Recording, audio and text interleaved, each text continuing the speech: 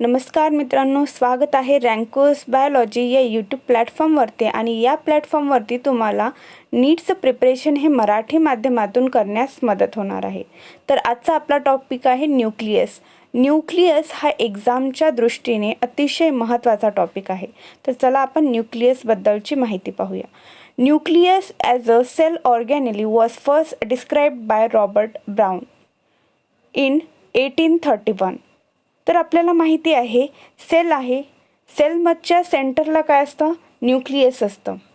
एखादा सेल आपण घेतला आणि या सेलच्या सेंटरला काय असतं? न्यूक्लियस. आणि याच सेलमध्ये सायटोप्लाझम असतं आणि अनेक सेल ऑर्गॅनेल्स असतात. अनेक सेल ऑर्गॅनेलमध्ये कोणकोणते येतात? तर गॉल्जी ॲपॅरेटस येतं, त्यानंतर mitochondria, ribosome, endoplasmic reticulum, peroxisome, lysosome, vacuole असे अनेक सेल ऑर्गॅनेल येतात. आणि न्यूक्लियससुद्धा एक सेल ऑर्गॅनेल आहे. तुम्हाला जर विचारलं न्यूक्लियस सेल ऑर्गॅनेलमध्ये येतं का, तर नक्की येतं. कारण तुम्हाला वाटेल की सेंटरला आहे म्हणून हे सेल ऑर्गॅनेल असेल का सेलचं सेंटर असेल, तर सेलच्या सेंटरसोबतच न्यूक्लियस हे सेल ऑर्गॅनेल आहे. हे इथं महत्त्वाचं बनतं की nucleus is a cell organelle first ओळीमध्येच दिलेलं आहे. आणि हे सगळ्यात सुरुवातीला न्यूक्लियस कोणी डिस्क्राईब केलं? तर रॉबर्ट ब्राउन यांनी डिस्क्राईब केलं न्यूक्लियस. Robert brown. इथे एक MCQ तयार होतो. हे इयर 1831 हे एवढं लक्षात नाही ठेवलं तरी चालेल. फक्त तुम्हाला न्यूक्लियस हे सेल ऑर्गॅनेल आहे. त्यानंतर ते कोणी डिस्क्राईब केलं? रॉबर्ट ब्राउन यांनी डिस्क्राईब केलं. तर न्यूक्लियसमध्ये काय काय आहे आपण या फिगरमध्ये शो होत आहे, आपल्याला पाहूया. तर चला, हे आहे न्यूक्लियस. हे इलेक्ट्रॉन मायक्रोस्कोपच्या एकदम फाईन इमेज घेतलेली आहे. क्लिअर इमेज आपल्याला इथं शो होणार नाही, पण हे आहे न्यूक्लियस. या न्यूक्लियसमध्ये जसं जसं सेलमध्ये सायटोप्लाझम असतं, तसं न्यूक्लियसमध्ये न्यूक्लिओप्लाझम आहे. आणि या न्यूक्लिओप्लाझममध्ये न्यूक्लिओल्स आहेत. न्यूक्लिओल्स म्हणजे काय? छोटे छोटे न्यूक्लिओल्स आहेत. याला सिंग्युलर न्यूक्लिओल्स म्हणतात आणि अनेक असे तर न्यूक्लिआय म्हणतात. न्यूक्लिओई. ठीक आहे. तर त्यानंतर ही जी न्यूक्लियस आहे हे एका मेम्ब्रेननी कवर्ड आहे. त्याला न्यूक्लिअर मेम्ब्रेन असं म्हणतात.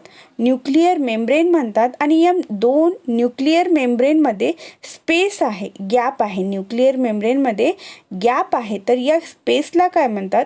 पेरिन्यूक्लिअर स्पेस म्हणतात. या न्यूक्लिअर मेम्ब्रेनमध्ये जो स्पेस आहे त्याला पेरिन्यूक्लिअर स्पेस असे म्हणतात. ठीक आहे.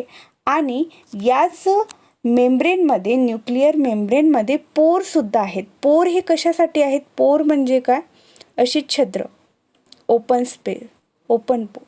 कशासाठी? बाहेरील जे सेलमध्ये आहे सायटोप्लाझममध्ये ते आत आलं पाहिजे आणि जे या न्यूक्लिओप्लाझममध्ये आहे ते बाहेर गेलं पाहिजे. त्यासाठी पोर सुद्धा आहेत. सच्छिद्र आपण त्याला म्हणतो. तर हे सुद्धा आहेत. तर हे तुम्हाला कळालं असेल न्यूक्लियस काय आहे. तर त्यानंतर इथे पाहूया आपण the material of the nucleus stained by the basic dye. हे पण विचारू शकतात आपल्याला. न्यूक्लियसचं मटेरियल शो होण्यासाठी तुम्ही बेसिक डाय वापरला की ॲसिडिक डाय वापरला? तर इथे बेसिक डाय वापरला. हे महत्त्वाचं ठरतं. आणि ते बेसिक डाय कोणतं होतं? तर ते क्रोमॅटिन होतं. आणि हे कुणी शोध लावला? कुणी हे बेसिक स्टेन केलेलं होतं? फ्लेमिंगने क्रोमॅटिन हे बेसिक डायनी शोधून काढलं होतं न्यूक्लियसमध्ये. ठीक आहे. द इंटरफेज न्यूक्लियस म्हणजे काय असतं? तर इंटरफेस म्हणजे काय असतं आपल्याला माहिती आहे. आपण जर सेल सायकल पाहिली तर सेल सायकलमध्ये इंटरफेज आहे आणि एम फेज आहे. त्यामध्ये इंटरफेजमध्ये सेल स्वतःला प्रिपेअर करतं सेल डिव्हिजनसाठी. आता हे सेल डिव्हिजन काय आहे तर एका सेलपासून दुसरा सेल बनणं, त्या दुसऱ्या सेलपासून अजून 2 सेल बनणं, याला सेल डिव्हिजन म्हणतात. आणि असेच सेल डिव्हिजन जेव्हा होते तेव्हा बॉडी ग्रोथ होते, आपल्या शरीराची वाढ होते. आणि हे सेल डिव्हिजन कधी होते तर ही सेल डिव्हिजन सेल सायकलमध्ये होतं. या सेल सायकलमध्ये 2 फेज असतात, ज्यामध्ये की पहिली असते इंटरफेज आणि दुसरी जी असते मायटोसिस फेज. तर या इंटरफेजमध्ये सेल स्वतःला प्रिपेअर करतं सेल डिव्हिजनसाठी. तर याच इंटरफेजमध्ये जो न्यूक्लियस असतो तो कसा असतो nucleus of a cell when is not dividing. कारण इथे डिवाइड झाला नसतो, कारण तो प्रिपेअर होत असतो. डिव्हिजन तर कधी होतं नंतर मायटोसिस फेजमध्ये.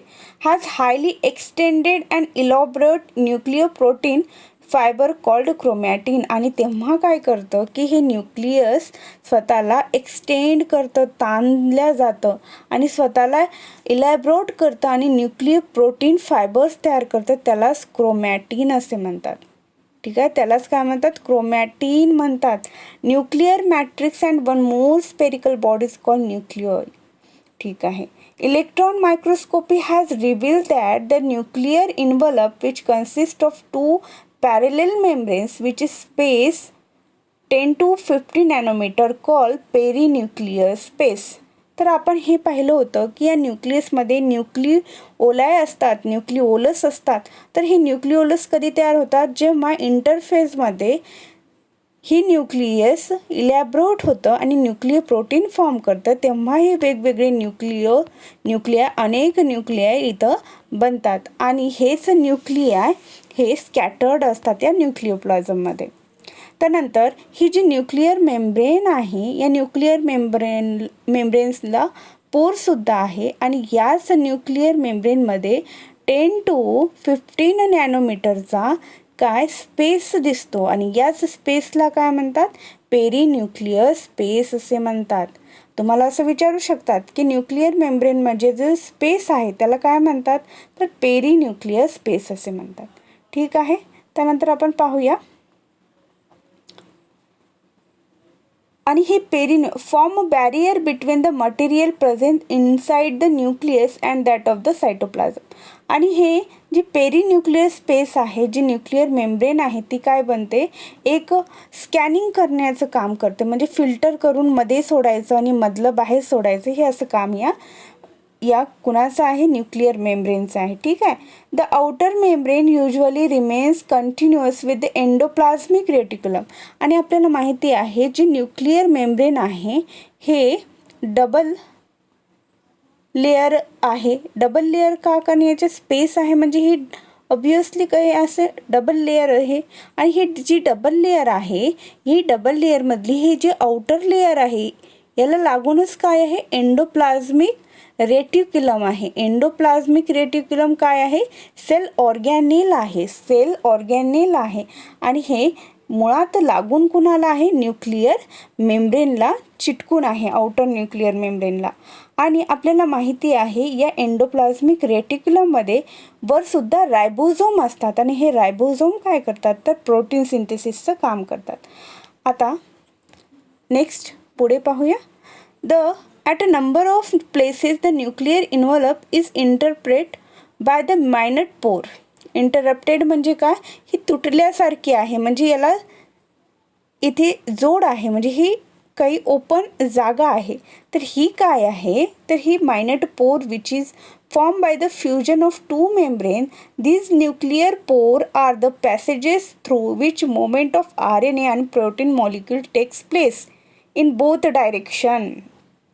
आपल्याला माहिती आहे न्यूक्लियस आहे, न्यूक्लियसच्या सेंटरला हे न्यूक्लियस आहे आणि हे सेल आहे, हे न्यूक्लियस आहे, इथे सायटोप्लाझम आहे. तर हे जे पोर असतात ना, हे न्यूक्लियर मेम्ब्रेनचे जे पोर असतात, न्यूक्लियर मेम्ब्रेनचे हे जे पोर असतात त्या पोरमधून कोण कोण आत बाहेर करतं तर RNA आणि प्रोटीन हे आत बाहेर करतात. मग RNA आणि प्रोटीन कुठून कुठे आत बाहेर करतात? सायटोप्लाझममधले न्यूक्लिओप्लाझममध्ये येतात आणि न्यूक्लिओप्लाझममधले सायटोप्लाझममध्ये जातात. ठीक आहे. Normally there is only one nucleus per cell. Generally काय असतं की प्रत्येक सेलमध्ये एकच न्यूक्लियस असतो. One cell per nucleus. Variation in the number of nuclei are also frequently observed. Can you recollect name of organism that have more than one nucleus per cell? तर generally काय म्हणतात की न्यूक्लियस हे एकच असते प्रत्येक सेलमध्ये, पण काही वेळेस असंही एक्सेप्शनल प्रत्येकाला आहे. तर काही सेलमध्ये मोर दॅन न्यूक्लियस आहेत. तर इथे त्यांनी एक्झाम्पल आपल्याला विचारलेलं आहे क्वेश्चन की का तुम्ही रिकलेक्ट करू शकता असे ऑर्गॅनिझम ज्यामध्ये ज्यांच्या सेलमध्ये मोर दॅन वन न्यूक्लियस आहे. तर इथे आन्सर दिलेला आहे some mature cells even lack nucleus. म्हणजे इरिथ्रोसाइट हे काय आहे? लॅक न्यूक्लियस, त्याच्यामध्ये न्यूक्लियस नसतं. Sieve tube cell of vascular plant would consider this cell as living. चल इथे काय म्हणलं जातं, काही तर सेलमध्ये न्यूक्लियस नसतंच. तर न्यूक्लियस नसतं कुणाकुणामध्ये?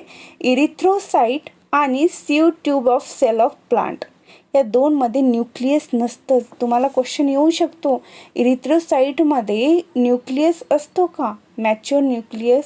मॅच्युअर इरिथ्रोसाइटमध्ये न्यूक्लियस असतं का?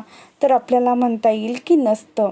The nuclear matrix or the nucleoplasm, जे न्यूक्लियसमध्ये जे फ्लुइड आहे त्याला न्यूक्लिओप्लाझम म्हणतात. त्या मॅट्रिक्सला न्यूक्लिओप्लाझम म्हणतात. कंटेन न्यूक्लिओलस अँड क्रोमॅटिन, आणि त्यामध्ये जे न्यूक्लिओलस आहे स्कॅटर्ड आहेत आणि क्रोमॅटिनसुद्धा आहे.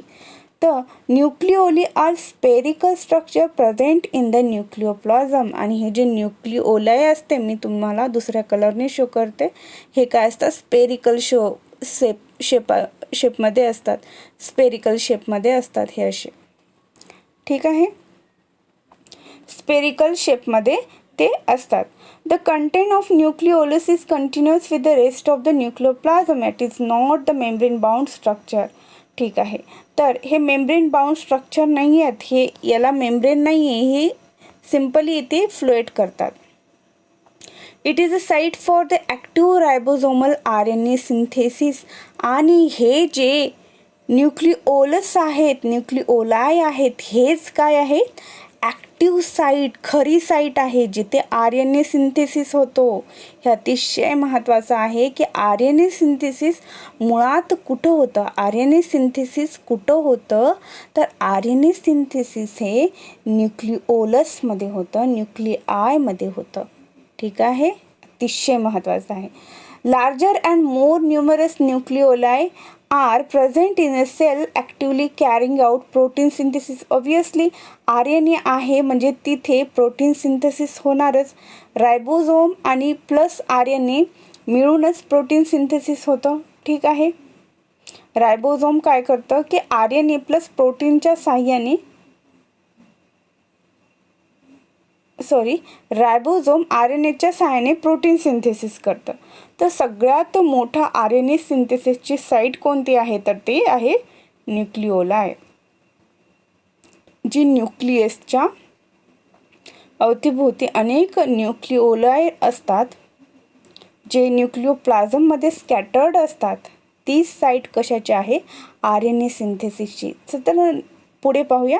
You may recall the interphase nucleus has a loose and indistinct network of nucleoprotein fiber called chromatin. आणि हे आपण या अगोदर पण पाहिलेलं आहे की जे इंटरफेसमध्ये न्यूक्लियस असते ते कसं असतं? लूज बाउंडेड असतं, त्यालाच क्रोमॅटिन असे म्हणतात. आणि हे इथे जी फिगर दिलेले आहे ते आता क्रोमोझोम आहे. क्रोमॅटिन मटेरियलमध्येच क्रोमोझोम येतं आणि याच क्रोमोझोममध्ये जीन्स असतात जे की जेनेटिक मटेरियल आहे आणि त्यामध्ये DNA आहे जे की जेनेटिक मटेरियल आहे. ठीक आहे, क्रोमोझोमवरती जीन असतात, जीनमध्ये DNA असतो. You may recall the interphase nucleus ह्याचं हे झालेलं आहे आपलं. But during different stages of cell division, मी तुम्हाला सांगितलं सेल डिव्हिजन होतं कधी, नवीन सेल फॉर्म करण्यासाठी. Cells show the structure chromosome in a place of nucleus. आणि जेव्हा सेल डिव्हिजन होत असतं तर तेव्हा ते न्यूक्लियसला शो न करता सेल शोज द स्ट्रक्चर कशाचं, तर क्रोमोझोम दाखवतं.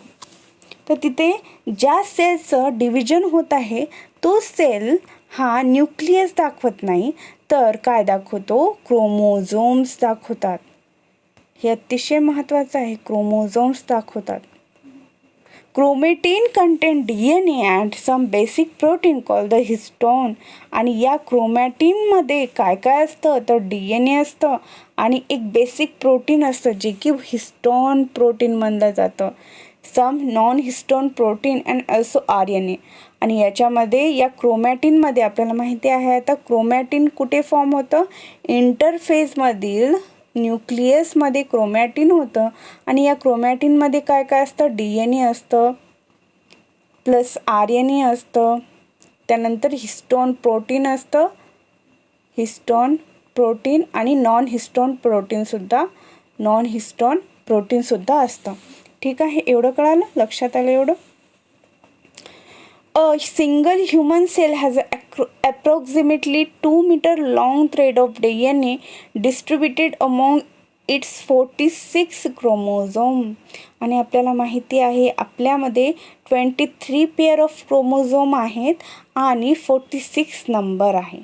ठीक आहे, 23 मदरकडून येतात आणि 23 हे फादरकडून येतात आणि तेव्हा आपले ते 46 नंबरमध्ये येतात. आणि पेअर किती आहेत आपल्याकडे क्रोमोझोमच्या, 23 पेअर आहेत. त्यामध्ये 22 हे ऑटोझोम आहेत आणि जे एक पेअर आहे ती काय आहे, सेक्स क्रोमोझोम. ठीक आहे, ज्यावरून आपलं सेक्स डिटरमाइंड होत असतं. तर तो विषय इथे नाही आहे, आपण तो नंतर पाहूया. त्याआधी इथे काय दिलेलं आहे ते पाहूया.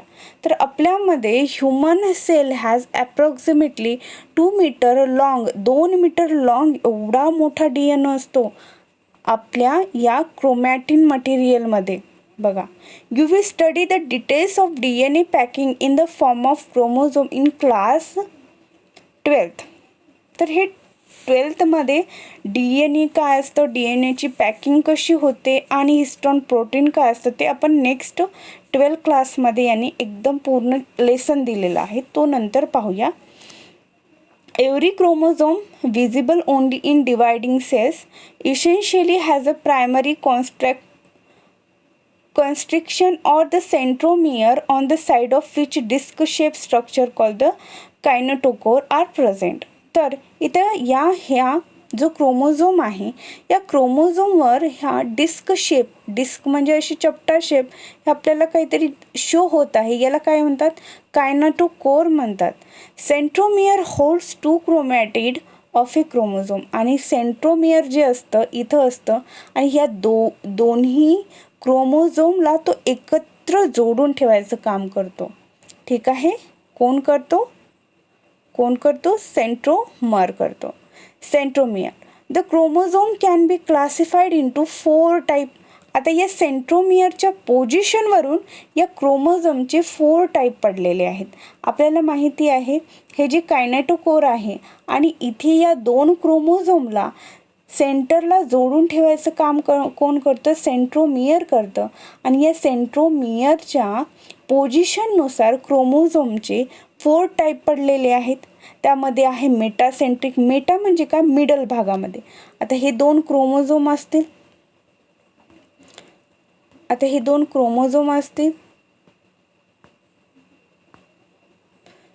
समजा हे 2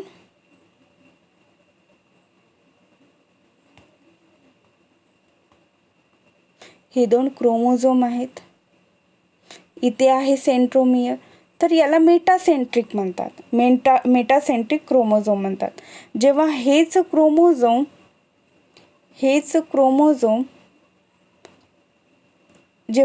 क्रोमोझोम या सेंट्रोमियरशी अटॅच असतात, पण कुठे अटॅच असतात, थोडंसं सेंटरला सोडून वरती अटॅच असतात तेव्हा सब मेटासेंट्रिक होतं, म्हणजे मिडल पार्टच्या थोडंसं वरती म्हणजे सब मेटासेंट्रिक होतं.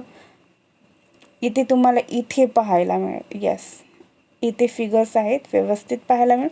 हे आहे सेंट्रोमियर. हे बघा, 2 क्रोमोझोमला हे एकत्र बांधून ठेवण्याचं काम करतात, एकत्र बांधून ठेवण्याचं काम करतात.